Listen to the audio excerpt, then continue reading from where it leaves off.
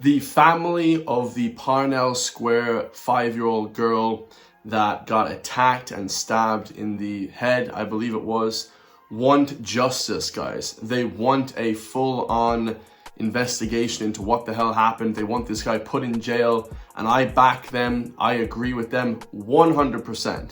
These attacks are completely not justified in any way. This guy should get the maximum sentence. Okay, the maximum sentence in Ireland, of course, is life, which I think is only 20 years or 40 years. He should get life in prison for the rest of his life. You know, he should not see outside of that prison for the rest of his life. This article here put up yesterday about the actual stabbing. Okay, this is from the breakingnews.ie. It says the family of the little girl who was seriously injured want justice and other parents so that other parents don't have to go through what she went through, okay? Her family revealed that she also had a recent unexpected stay in hospital, maybe from blood clot, something like that. When you get stabbed, you know, these are lifelong injuries, guys. You know, not only do you have a scar on you, you also have to go back and get it checked out, whether there's an infection on it, you know, etc., etc. There's lots of horrendous things. A GoFundMe page was set up for her. 136,000 euro raised. Great job to everybody in Ireland that donated, everybody in Ireland and abroad. It's amazing to see people come together in such a horrendous incident. The little girl, aged 5 at the time of the attack, was critically injured. She was stabbed, you know, in the neck or, you know, somewhere like that, the head, outside Coláiste National School on Parnell Square in Dublin on the 23rd of November in 2023. So that's like 2 years ago. And spent the majority of last year in the whole year in hospital. I mean, what a horrendous way for a 6-year-old to be. I mean, there's something evil about this attack, guys. And it, again, the same as the Ashling Murphy attack, it's changing Irish society right before our very eyes, okay? And the government are doing nothing about it. They're not bringing in any more safety procedures. Like my instance is, if we can have security guards on the Lewis, why can't we have security at the schools? You know, I just don't understand, guys. Like, never in my life did I have security at any secondary school or any primary school, but now it seems like we need them because there are nutcases out there, and the EU, the UN are bringing people in. You know, it's crazy, guys. It says that she continued that even after unexpected stay in hospital, she smiled through, even though blood was being drawn, an oxygen mask, the works. So she was, you know, getting tested for various different things. Okay, she's back home now and getting strong. Okay, great to see. The mother continued that, okay, so this happened to our little girl. It was not a workplace, it was a school, and nothing is certain. She gets by because she's a happy child surrounded by love. In spite of that, we have no answers, even if we know who is responsible, and we want justice so that other parents don't have to go through what we went through. And that's the key, guys. You know, you don't want to see other people go through this because history repeats itself. If we don't make changes, if there's not security in schools, if there's not a crackdown on illegal immigration, you know, this will keep happening again and again and again. Now, not only was she injured, okay, there was 2 other people, young 5-year-olds that were injured. I don't think seriously injured though, which, I mean, getting stabbed is still a horrendous injury. I mean, what's the difference between getting stabbed and being seriously injured and not being seriously injured? I would argue that if you stab someone, that's a serious injury, no matter if it's flipping, you know, no matter what, guys. So it's a serious injury, all right? So it says the multiple stabbings on Parnell Square also left a carer injured. So there was also a carer, so a woman that was minding them, okay? But like I said, there should be a man there to defend the kids. That's a man's job, is to defend the kids and women. Women don't do those jobs, okay? Sorry to all the feminists out there. Men defend women and children from other crackpot men, okay? 100%. So, yeah, absolutely crazy. I mean, it's unbelievable to see and hear about this. Now, we still don't know about Riyad Bouchakar, who's 50 years old, and currently in the courts being charged with 3 counts of attempted murder, 1 of producing or possession of a kitchen knife, 3 counts of assault causing harm, and 1 of assault causing serious harm. But we don't know anything about this Algerian man. We don't know anything. You know, there's still days and weeks that have gone by, you know, that, you know, you don't know what's going to happen. And that injury that she had was serious. She wasn't able to speak. She wasn't able to walk. I mean, this is This is no joke, guys. This is a serious injury. Now, the next video we have is basically the same things are happening over in the UK. Anything that's happening in Ireland, the UK are doing the same thing. Same things happening in America with the immigration for ICE. Okay, same things happening in the UK. Here we have a story of an illegal Afghan asylum seeker, who attacked a 15-year-old girl in broad daylight, mind you. Now, this attack in Dublin happened in broad daylight. So it seems like not even now are there these shadowy characters lurking in the back, the back sort of alleys and the back alleyways, waiting for women and waiting for innocent people to attack them and waiting for men to mug them. Now we have stabbings and these horrendous assaults in broad daylight. I mean, if you don't understand these landslide change in Irish society that's happening, I mean, you're just completely clueless. Let's listen to GB News. Most disgusting case, well, one of the most disgusting cases I've seen in recent days, weeks, whatever. A man called Sadek Niksad, 29, raped a 15-year-old girl following her down the street in broad daylight in a town in Scotland, entered the UK illegally 2 years before the attack, from Afghanistan. He harassed her and then went and raped her in a courtyard. This is the man pictured. And we're not deporting him. Well, no, he arrived... So he arrived illegally. On a small boat. He arrived on a small boat illegally, and he's attacking, presumably, a 15-year-old British woman or something. Again, it's an attack on the country. But the people don't want to see it that way, because white, rich people and the people that run the country are the most cucked people in the world, guys. They're the most clueless, naive people in the world. Just call it how it is.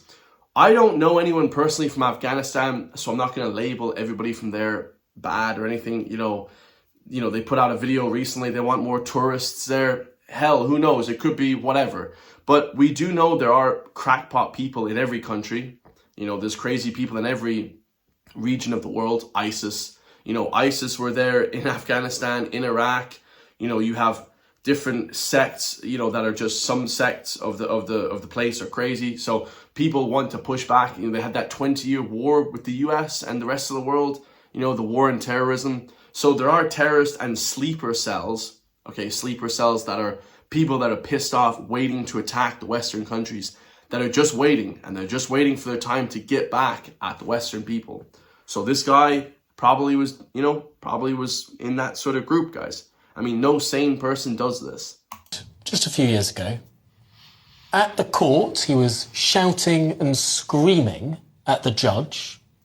But most extraordinarily, his counsel, acting for him on the taxpayer's pound, was saying that there were significant cultural differences between the UK and Afghanistan, where this asylum seeker came from. Are the differences in Afghanistan that you're allowed to attack 15-year-old women? Is that the cultural difference? Because if it is, then we don't want anyone coming from any of these countries ever. It's absolutely crazy, guys. If your cultural difference is that you attack young men, women, girls, innocent, men as well as women, because men get attacked as well. If that's your cultural difference, we don't want you in the country. What the hell kind of shit is that? That's crazy. What the hell? Man, come on. And that those cultural differences meant that he didn't understand that he shouldn't rape a 15-year-old girl. What? Well, what do you reckon to that? Cultural barriers. Apparently this chap, he didn't know. He didn't know it was wrong to, grab a girl off the street and rape her in broad daylight. No, I didn't know. I can't speak the language very well. We have child marriage back where I'm from. Well, perhaps our government should pay a little more attention to the people who they're allowing to stay in this country. This is someone who arrived illegally. The most irritating thing about all of this is people, if they come across on a small boat from a country that doesn't have child marriage and that has a sort of Western idea of consent, well, they're going to be sent back to their country pretty darn quickly. Yep. Whereas if you come from a part of the world where the idea of consent doesn't even really exist... No Me Too movement in Afghanistan. If you come from... No Me Too movement. There's no... let's be honest, guys. There's no feminism in any of these countries. And I'm not talking about just Afghanistan. I'm talking about, parts of Africa, war-torn parts of Africa, parts of Asia, South Asia, no women's rights over there. You know, there's no rights for anyone sexually different or anything like that in a lot of the places in the rest of the world. Apart from the Western world, there's really no rights for many people, honestly. One of those places, well, you're going to get indefinite leave to remain, aren't you? Because we can't send you back to the horrible place. It's just absolutely shocking. 9 years in prison, probably will serve half of that, if that. Back on the streets. No way did he only get 9 years in prison. That is horrendous, guys. 9 years only. Unbelievable. I mean, the same things that are happening in the UK are going to be happening here, guys. It's just plain and simple. And, you know, they should deport that guy, give him a life sentence. I mean, 100 years in prison isn't enough. You know, it's just horrendous, guys. You know, these stories are so frequent now that even when I talk about them, I've almost got desensitized to it, which isn't good, guys. That's not a good thing, man. You know, when you think about it, you're like, well, that's not good. Now we're just seeing these so often that who knows, you know, what's the crack? You know, is it going to keep happening? Is there procedures put in place to stop this? You know, what is going on here? And, you know, the shit is going to keep hitting the fan until our own politicians understand that this is the utmost, first and foremost, you know, security aspect that we need to focus on. There needs to be an aspect of security. I think there's a security breach in Dublin, you know, in the flipping Dublin airport. There's not enough, you know, immigration bureau. There's not enough anyone watching security. It's just crazy. And here we have a video put out yesterday, or put out today actually. The country is collapsing and they're arguing over the owners of SuperValu. We have flipping Simon Harris arguing with other people, talking about how he knows the owners of SuperValu when the whole country is falling apart. I mean, it's literally like the Truman Show. It's like one of these comedies. You know, it's crazy. You spend a lot of your political career standing up here saying, you don't get it over here, you don't understand, you're out of touch. You know what I know? I know who owns SuperValu. And it's not an American multinational.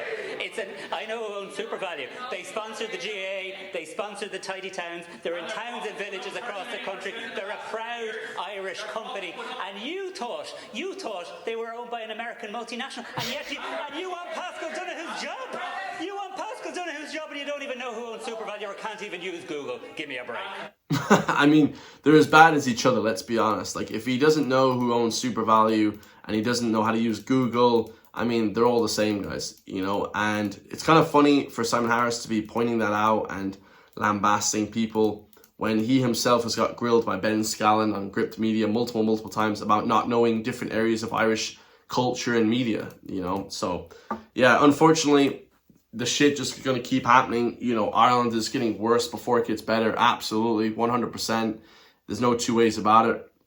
But yeah, they need to do an audit of who the hell is here, see who's on benefits, see who's claiming this, claiming that, claiming who's working, who's speaking English, you know. And if you come to Ireland, I don't need you to be some sort of linguistic wizard, guys. Like, I don't need you to be, you know, this wordsmith where you're like the modern day flipping whatever, you know, W.B. Yeats, you know, or one of these great poets. Just the basics, guys. Just enough to get by, you know, double cheeseburger, you know, like, know certain things that you're able to work at and where you're working and know the language. You know, if you pull up to McDonald's drive-thru and they flip and don't even know what a cheeseburger is, like, I mean, come on, guys. Like, this is the shit, like we're flipping bringing in people that they don't know anything about the country. It's just like, Jesus.